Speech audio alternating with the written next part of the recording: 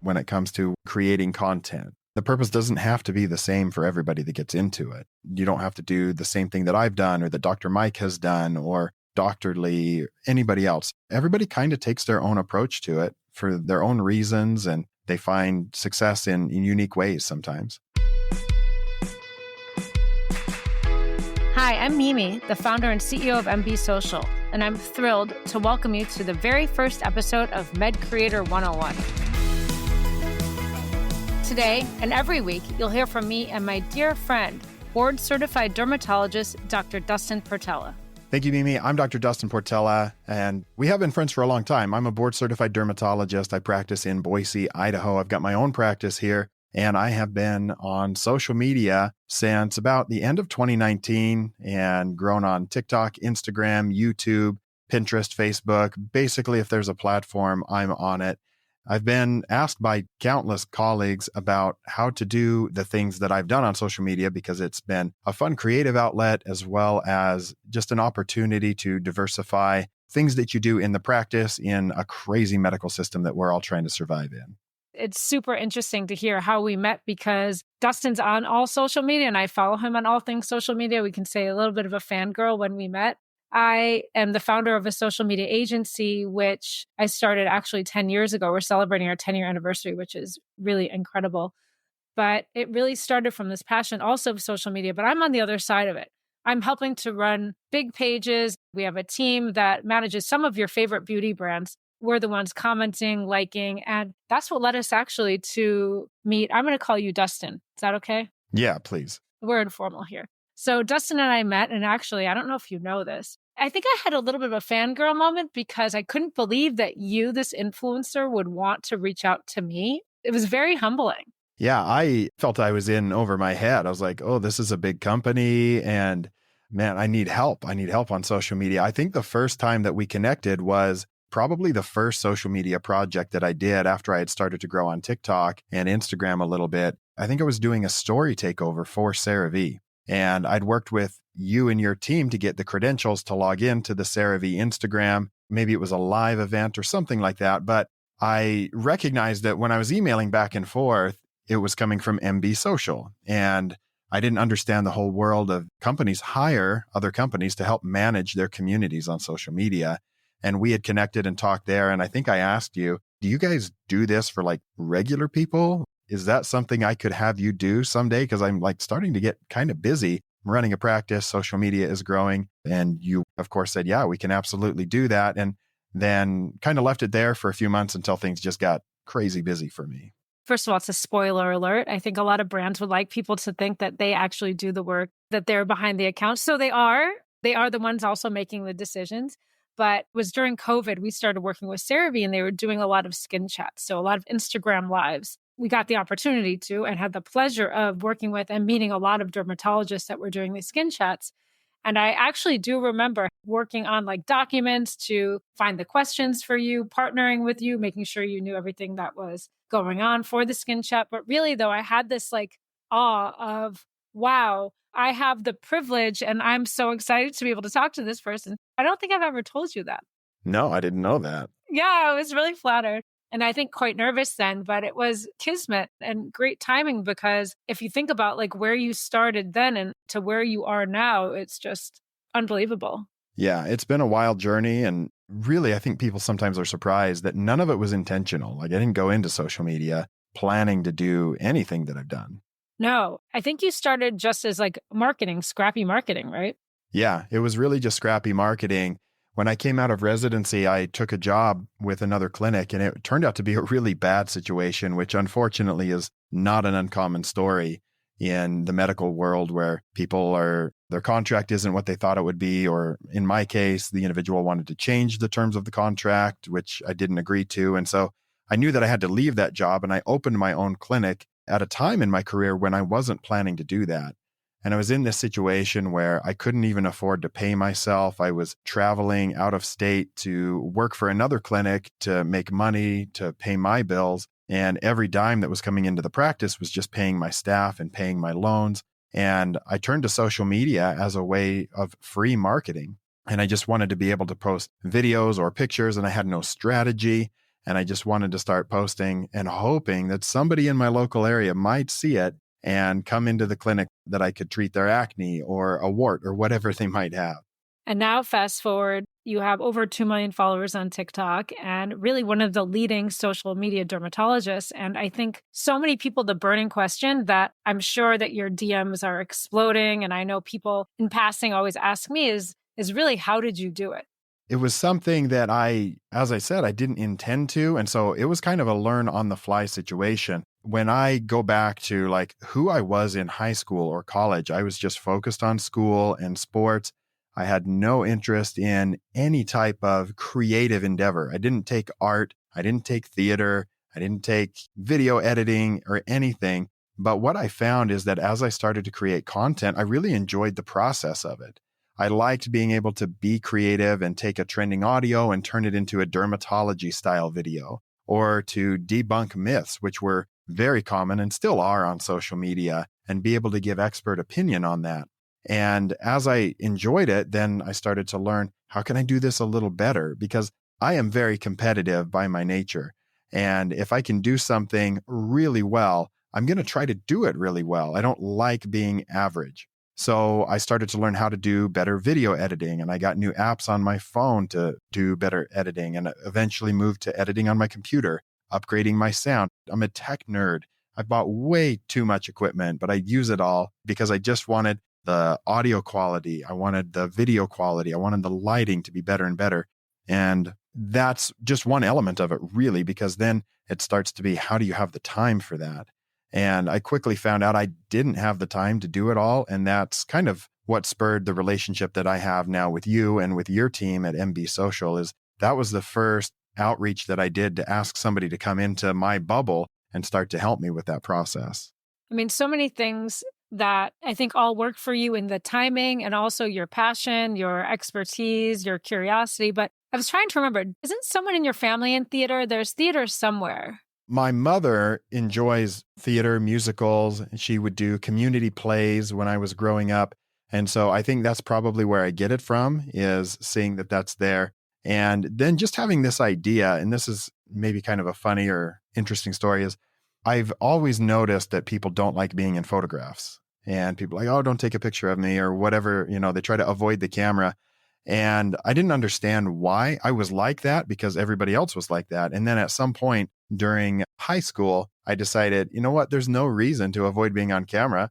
I'm going to try to get in every single yearbook photo that I can. And so I just decided, like, I'm going to be comfortable on camera. And back then we didn't do a lot of video when I was in high school, because I'm just slightly old. If you're old, then I'm really old. So I was in the basketball team photo and the track team photo, but then I snuck into like the theater photo and the debate club photo. And I would just try to get in everything that I could. And if the yearbook photographer was out, I was trying to jump in the photo. And it was almost a game between a friend and I.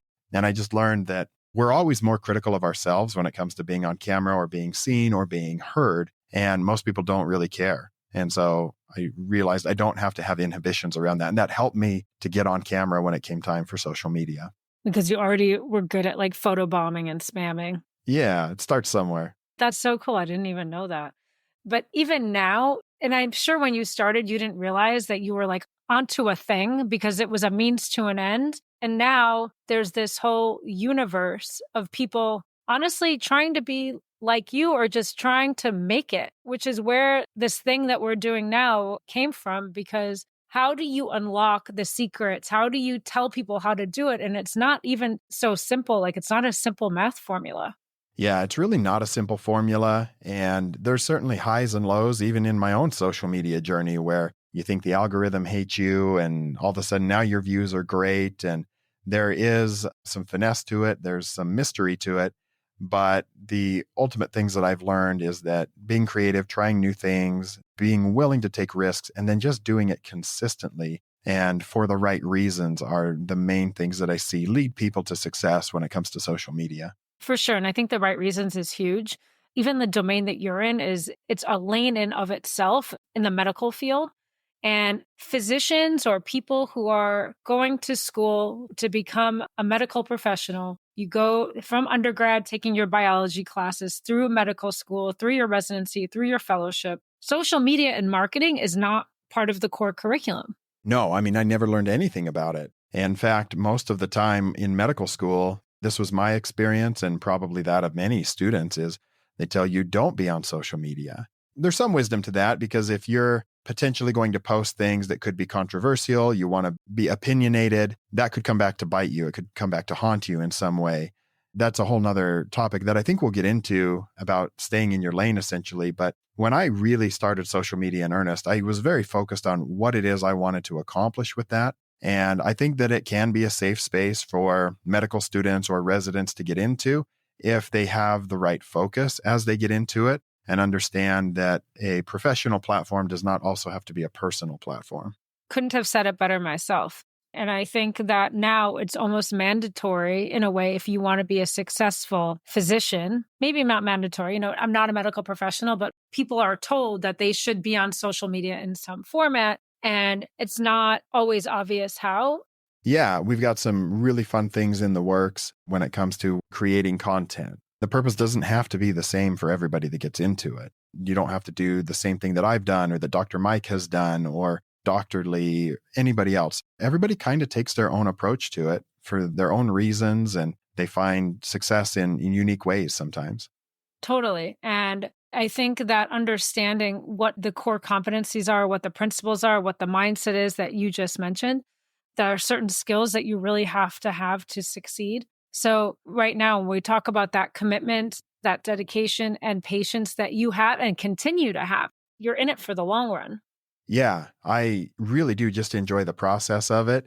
And if I find that you might say vanity metrics, your likes, your views, your comments are going down, then I look at that as a reflection on, am I creating the content that people want to see or the content that I think is valuable, or am I trying to chase a trend necessarily? And you have to be able to course correct, accept feedback from peers, from followers, and from yourself. Strangers, yeah. And criticism, negativity, all of that will come with it. Totally. And you have to have a little bit of a thick skin. But again, this is not a Dr. Portela fan club here, but it really is because I think he's a best-in-class example. But also at the core of Medfluencing really is about education and passing a message. It's not about marketing yourself, but it's really about the actual medical field that you're in. Yeah, we're in an interesting time in medicine when it is more expensive than ever to get care. And there are so many alternative voices out there, some good, some maybe not so good, that are sharing information that is known to be harmful, potentially harmful, or maybe just doesn't have any evidence. And when more medical professionals get online and they share their expertise, it really helps democratize healthcare. And you might be able to keep somebody from needing to go see a doctor without specifically giving medical advice. And you can help to correct people when they may be getting incorrect advice on how to take care of their skin or their diabetes or their blood pressure. And you have an opportunity to participate in that conversation. And as doctors, I almost feel an obligation because these conversations are happening with or without us as medical professionals. And if we don't add our voices in there, then it's more likely that people will be steered in the wrong direction. That's true. And it doesn't mean that you're diagnosing on social media. If you're a medfluencer of any kind, it doesn't mean that you're providing medical advice or you're not prescribing things, but there is some basic education that does happen. And it also helps you establish your credibility at the same time. Yeah, it does. Patients are turning online for health information more and more, whether it's Dr. Google, WebMD, or now these ChatGPT style things where they're typing in their diagnoses. So they're turning online for these things. And TikTok has turned into a huge search engine where people will go and they'll search their condition or they'll search their symptoms. And if you are able to be there and provide that information, it is marketing in a way, but you're participating in that conversation in different ways. And it's an important thing for people. And I've gotten messages from people, throughout my social media career saying, you talked about skin cancer and I went in because I had something that looked like the moles that you showed and they biopsied it and it was a skin cancer and they caught it early. So thank you. And you have the impact for good in a lot of cases.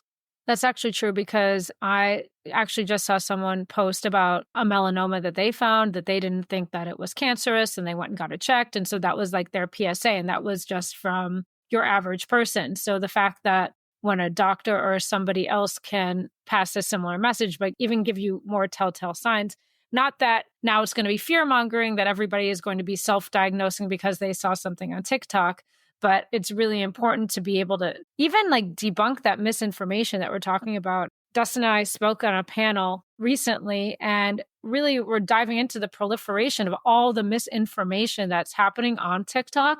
People think of themselves as skincare experts just because they came up with some kind of hack, some sort of new way of creating a benefit from your household items. Yeah. There's a big influencer on TikTok and Instagram, and she's really a very lovely person, very sweet, but she posted a video on how you should get rid of all of your acne stuff and just use Head and Shoulders as a face wash.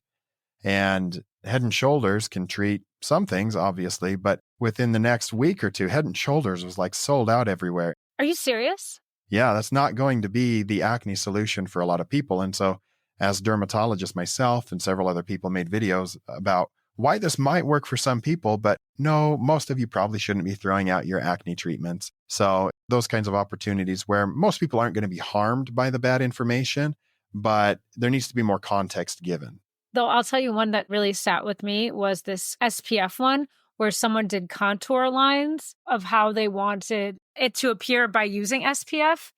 And a part of me thought that was brilliant, but crazy at the same time. But I wonder actually how many people took them up on that and did it.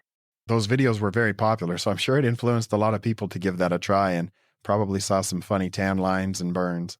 I can only even imagine. But the things that people come up with is like ridiculous. The other thing that I think is really cool and impressive, and you talk about people who are buying Head and Shoulders, but you have a community of people that follow you, literally millions. What is that like? Are they coming to you for advice? Are they like your cheerleaders? How does that work? A lot of people get into social media and they do focus on those vanity metrics, like how many followers you have, how many likes or views you're getting on a video, how many comments. And those things are a measure of success on social media, but they, will go up and down. I think the most valuable thing that somebody can do is to build a community through social media. And a community is really going to be those people that are your true fans, people that look to you for advice consistently, or when they see a video that has some viral phenomenon on it, they're not going to go jump and do that. They're going to tag you in the video and they're going to ask you to respond to it. And they're going to send you a direct messages. Oh, do you get that a lot? Yeah. You get tagged on the comments and then it brings it to your attention and you get an opportunity either to just reply to the comment or to create a video reply where potentially millions of people could see it. And then people are going to start to find you on other platforms because they want to see what else you're doing across social, or they'll join exclusive communities where I have like a text message community where I will send out text messages on things that I'm doing, places that I'm visiting. I'll ask people for recommendations like, hey, I'm going to be in Austin. What's your favorite barbecue place? And it starts to form a relationship with people that's not just somebody watching a video and clicking the like button, but then when you have a community of people, they're going to trust you to make recommendations, and you want to be, mindful of that when you make a recommendation or when you endorse a product, that you're going to be doing something that you actually believe in, that you think will be applicable and helpful to a wide audience of people, and that they can trust you if you got on there and say, hey, I tried this thing, I don't like it, or I tried this thing and this is the person that it's for. If this is not you, I would not buy this product. And I think that that's why brands really like working with you, is that they know what they're going to get. And when people ask me about becoming any kind of influencer, working with brands, and brands like predictability to some degree. They look and they say, okay, this is the style of content that I want. This is the personality that I want. I appreciate the demeanor. I appreciate the straightforwardness. I appreciate the look and feel, whatever it may be, the views, the way he interacts with his community. But brands want that predictability. And I think that you offer that they know what they can get. Also, I always joke with people that from your social media, I would never know if you like vanilla or chocolate ice cream because, and we'll definitely talk more about this, is that you stay in your lane, that you provide that same level of care that you do in the office to your community. That's a very important thing for me, is to be able to create the type of trust on social media that I would want my patients to feel when they come into the office. But I think the brand sense that too. And I think that's also probably why you are as coveted as you are.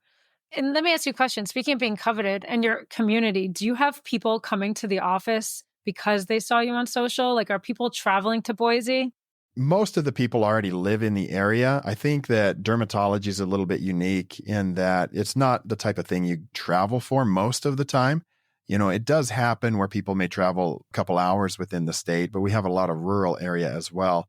Whereas if people are going to go get a mommy makeover, they're going to research that and they're willing to travel out of state to the best plastic surgeon. And plastic surgeons, this is my assessment, and sorry if there's any plastic surgeons listening, but I think it's a more of a cliquey community where there's perceived to be more competition between professionals, whether it's locally or even nationally, where people bill themselves as the best in the nation at something, and they want people to travel to them. And when somebody reaches out to me from Indiana and says, hey, can I come to your office and get treatment for this? I just straight up tell them no, because I can refer you to an excellent board certified dermatologist in your area. I think dermatology has more of that collegiality and less of a feel of competition. But we certainly get people in the area that come in because they saw me on social media or, of course, the word of mouth from family members. A lot of my patients come in first and then they find me on social media the next time they're browsing YouTube or something like that. So it does happen, but I don't think it's as frequent as people might guess when you have a large social media following, at least in the dermatology field. I would think that there's like a wait list of people. I mean, there probably is, but from social media, I wonder if you were in New York or you were in somewhere else, if that would be the case, that you would be like the TikTok derm. Yeah, I think it would be more there. But again, I'm in, relatively small community. Even today in the clinic, one of the people that work for me, they wanted me to cut something out of them. And they were asking, when I could do that. And I'm like, just take the next open spot. And they came back to me later and they mentioned, your next opening is in March. So how am I supposed to get this done? So I'm pretty backed up in the clinic. I can always squeeze in emergencies, but very fortunate to be as busy as I am in the clinic. Incredible. You have that kind of credibility and then the trust factor from like all the things that you just said, from even like your approach to people also probably already feel like they know you because they've seen their content. I get a lot of that where people feel like we have a relationship when I've never met them before. And that happens with patients. And it certainly happens with a lot of pharmaceutical reps. They come in here and they've seen my social, their colleagues have mentioned it. They'll go to a national sales meeting and somebody will ask like, oh, what area do you cover? And they're like, I cover Idaho. And they're like, oh, Dr. Portella's in your area. And so they'll find me on social and come in and, it's kind of fun, but it's not the reason that I do any of it. Now that you have like booked out until March, I know when you started, content creation has really evolved, but where did you get your advice from? Who helped you? When I was first on social media, I may have been the first dermatologist to really push into TikTok. There was other people on Instagram, there were people on YouTube.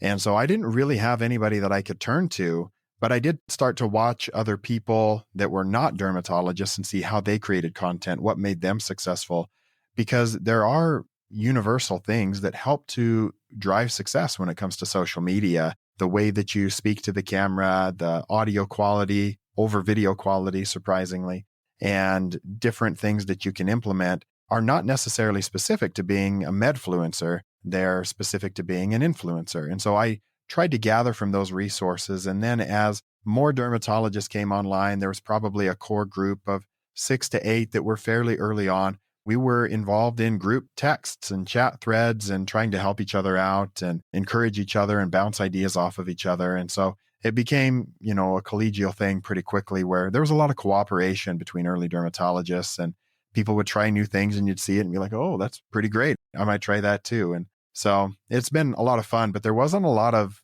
resources to turn to specific to medfluencing when I was first getting started. I'm not actually sure there really are any that exist now. Yeah, there's really not. There's a lot of people that talk about being creative and making your videos go viral. But when you're a doctor and you want to have a professional presence on social media, there aren't a lot of resources available to people.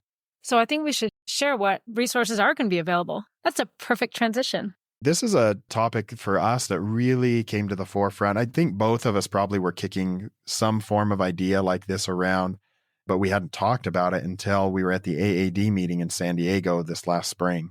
Yeah. And I think the volume of people that just want help, and the two of us actually love to help in so many different ways, that this podcast, we're really going to dive in. We're going to dive into the strategies, the tools, the insights, the best practices, the people who do it well. And on top of that, we're going to create a course. Yeah, and I'm very excited about that because I've spent hours on the phone with colleagues that are dermatologists, emergency physicians, or really lots of different disciplines, and even not quite a physician, but they're in healthcare in some degree, and they want to be able to share their expertise online.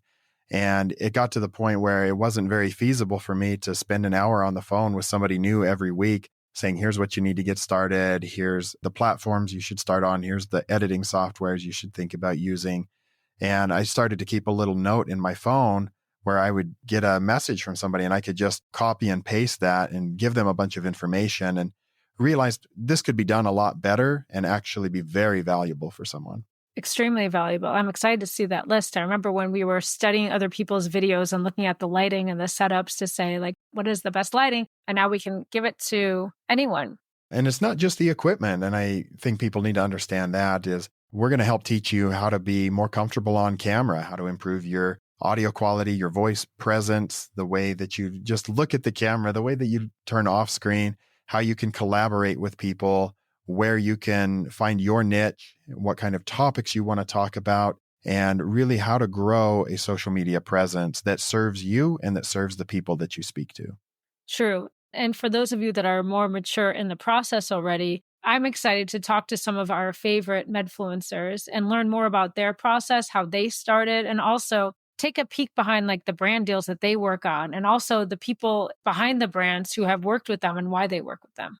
And that is a question that a lot of people have is brand deals. And we've both seen people that want to become influencers because they want to get brand deals. No, Dustin, because they want to travel the world. Yeah, they want to travel the world. Yeah, that was my favorite one. There may be opportunity for that. And I hope that there is for people that want to get into this space, because ultimately we need more professionals sharing their expertise on social media. And I think it can be a really fun way to also diversify the type of work that you do and potentially your income as well. And when it's done correctly, ultimately benefits the consumers and the patients that we speak to. True. And also maybe like you find a new creative outlet. Yeah, that's been just great for me when people say, what are your hobbies? Well, I like creating content. So it is almost a hobby. Well, we wouldn't be social people, Dustin, if we didn't mention our social handles. We'd love to hear from you. You can find us on Instagram. The link will be in the show notes. We really want to help everybody that's interested in joining us on this journey to create a social media presence, to build a brand, or to do whatever it is that you want to do to serve other people through social media. You can find me on all social media platforms at Dr. Dustin Portella, TikTok, Instagram, YouTube, Facebook. It's all there. And also at Dermatology on Instagram, which is a newer one that I've got. So you can follow me on any of those. And I really do try to check the DMs and be a resource and help guide you. I'm confident that the Med Creator 101 podcast is going to give you the tools and resources that you need to create everything that you want to. And in the next episode, we're going to talk about building a brand on social media. How do you brand yourself and distinguish yourself from others in your field or on social media? Thank you so much for listening today. Hope you gained something valuable, and we can't wait to see you at the next episode.